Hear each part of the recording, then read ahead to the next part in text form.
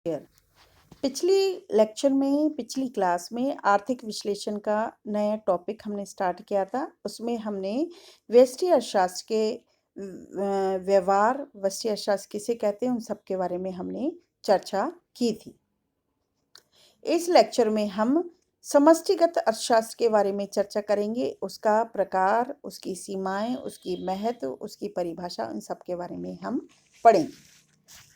समष्टि यानी समष्टिगत अर्थशास्त्र यानी मैक्रो इकोनॉमिक्स।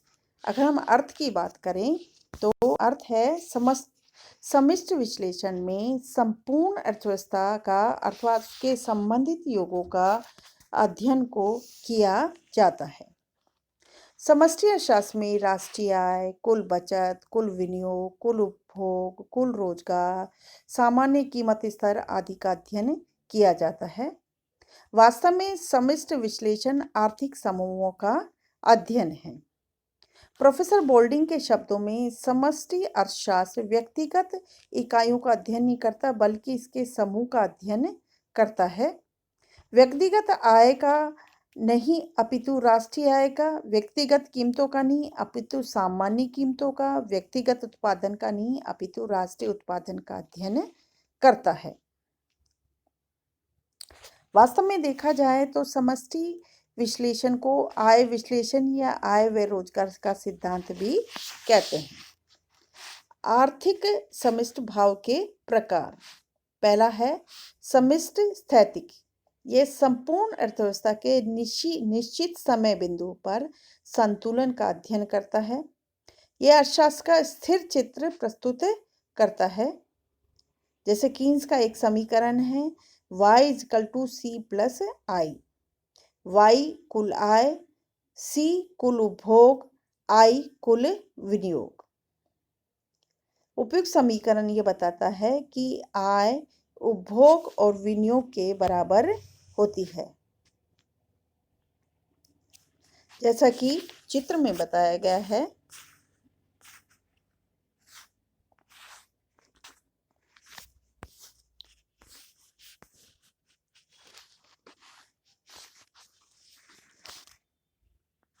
OY अक्ष पे हम आय ले रहे हैं और OY पर उपभोग व विनियोग ले रहे हैं।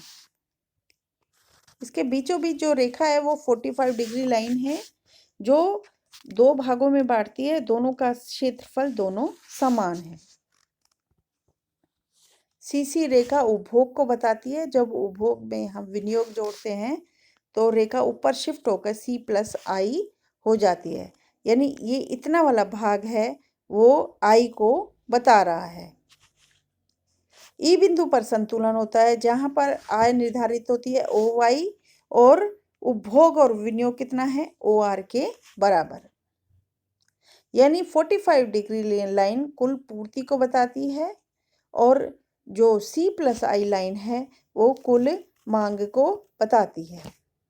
इस प्रकार जो आय है वो उपभोग और विनियोग के बराबर होता है। दूसरा विश्लेषण का प्रकार है वो है तुलनात्मक समष्टिगत विश्लेषण।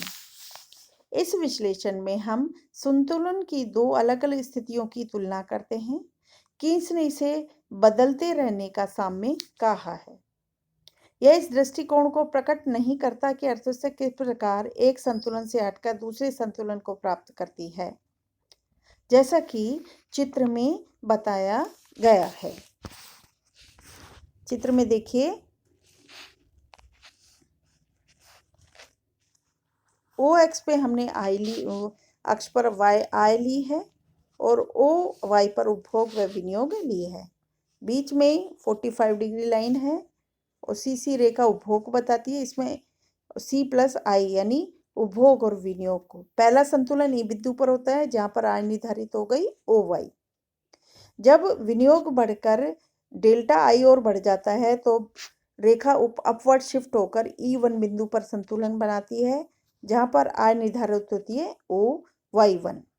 पहला संतुलन E है और दूसरा संतुलन E1 है।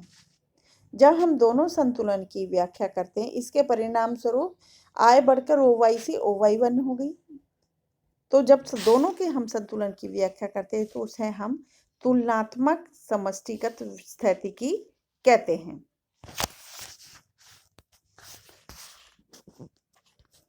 तीसरा है समष्टि प्रावेगिक। इसके विकास में सैमुअलसन, हिक्स, बोल्डिंग, हेरोल्ड आदि का योगदान रहा है। यह काल गुणक की किसी चल राशि में हुए परिवर्तन से उत्पन्न प्रतिक्रिया का अध्ययन करता है, अर्थात ये एक प्रोसेस का अध्ययन करता है कि ई से हम E1 बिंदु पर कैसे पहुंचे। उस रास्ते की पूरी प्रक्रिया का अध्ययन को हम सम्मिश्र प्राविगिक कहते हैं। संक्षेप में, सम्मिश्र प्राविगिकी में आर्थिक घटकों के परिवर्तनों के असमान गुणों का अध्ययन किया जाता है। सेकंड, इसके अंतर्गत समायोजन की उस प्रक्रिया का भी विश्लेषण किया जाता है जिसके द्वारा अर्थव्यवस्था नवीन संतुलन की स्थिति प्राप्त करती है। तीसरा, यह शाखा संपूर्ण अर्थव्यवस्था के परिवर्तनों के चलचित्र का दृश्य प्रस्तुत करती है। यह गुणक व त्वरक दोनों के कार्यशील होने की अर्थव्यवस्था में पुनः आय, उत्पादन व रोजगार के उच्च स्तर को संतुलन को व्याख्या करती है। जैसा कि चित्र में बताया गया है,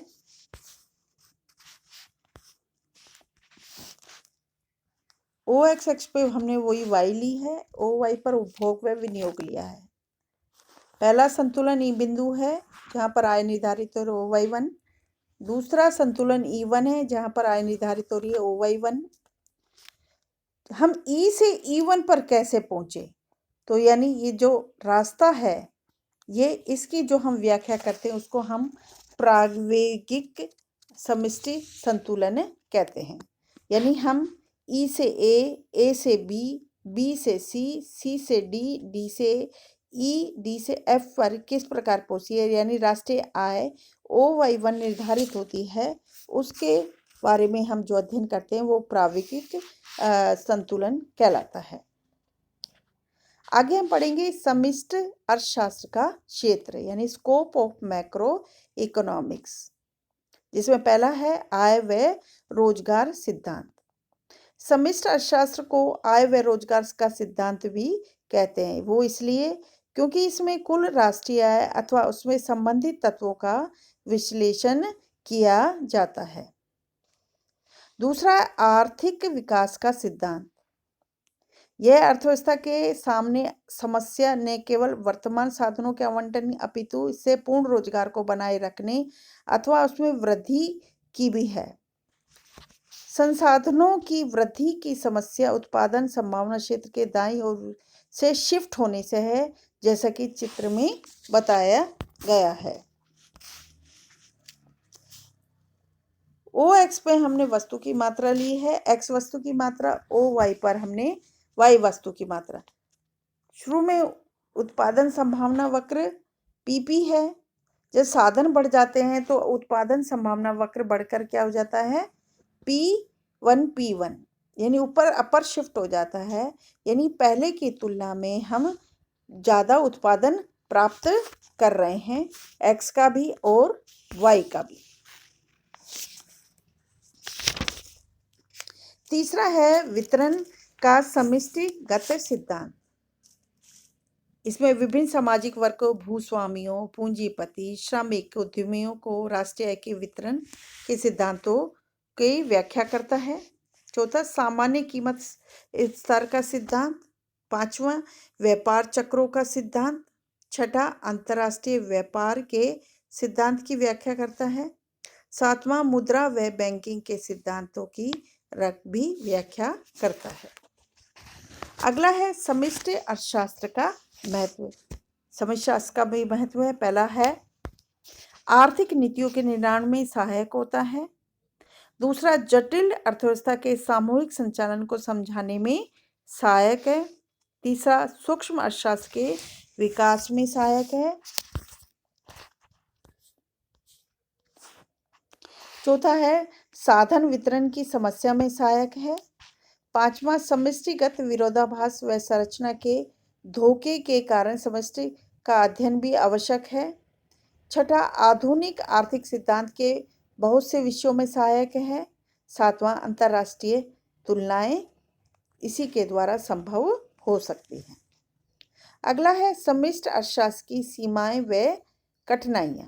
पहली है व्यक्तिक इकाइयों के योग के आधार पर सम्मिश्र अर्थशास्त्र के लिए निष्कर्ष निकालने में बहुत से खतरे हैं, जिसके हम कुछ विरोधाभास हो जाते हैं। जैसे एक व्यक्ति अपनी जमा राशि जब चाहे बैंक से निकाल सकता है, परंतु नुकसान नहीं है। लेकिन सभी अगर एक साथ निकालें तो बैंक का फेल हो जाएगा, दिवाला निकल जाएगा। दूसरा, एक व्यक्ति बचत करता है, उसके लिए उचित है सभी लोग बचत करें और विनियोग न करें तो प्रभावपूर्ण मांग की कमी होगी, बेकारी फैलेगी, अर्थव्यवस्था का मंदी के शिकार हो जाएगी। यानी कीन्स के शब्दों में बचत जो एक व्यक्तिगत गुण है वह सार्वजनिक बुराई भी हो जाती है। दूसरा, समूह की अपेक्षा समूह की रचना ज्यादा महत्वपूर्ण है।